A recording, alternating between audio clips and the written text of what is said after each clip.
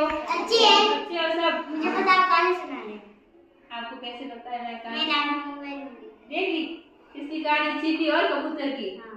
आप लोगों को समझ आएगी? हाँ। फिर बाद में मुझे कौन सुनाएगा? मैं सुनाऊंगी। आप दोनों सुनाओगे? हाँ। वापस सुना दोगे मुझे? शुरू कर। नदी किनारे ध्यान से सुना। वह जैसे ही पानी पीने के लिए नदी की तरफ झुकी तो फिसल कर नदी में गिर गई। चींटी नदी में बहने लगी। उसी नदी के किनारे एक पेड़ था जिस पर एक कबूतर बैठा हुआ था। उसने चींटी को पानी में डूबते हुए देखा तो उसे दया आ गई। उसने झट से एक पत्ता तोड़ा और पानी में गिरा दिया। चींटी झट से पत्ते पर चढ़ गई और तैरते हुए नदी के किनारे पहुंच गई। चींटी बहुत खुश हुई और कबूतर को धन्यवाद किया और चींटी अपने घर की तरफ चल दी। कुछ दिनों बाद जंगल में एक शिकारी आया। उसने कबूतर को पेड़ पर बैठा हुआ देखकर निशाना लगाया। चींटी ने शिकारी को कबूतर पर निशाना लगाते हुए देख लिया।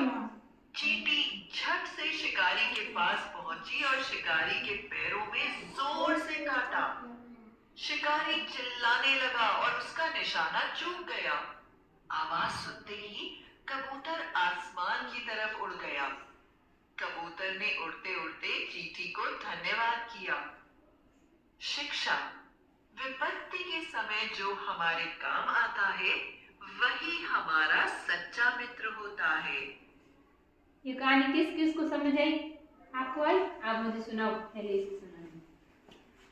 एक चींटी थी। हाँ। वो नदी के किनारे पानी पीने गई। उसका पैर फिसला और नदी में गिर गई। नदी में गिर गई। एक कबूतर बैठा था, उसने देखा, उसको दया आ गई। उसने एक पत्ता लिया और डाला नदी में। उस पर चींटी चढ़ के बस गई। नदी के किनारे आ गई। हाँ।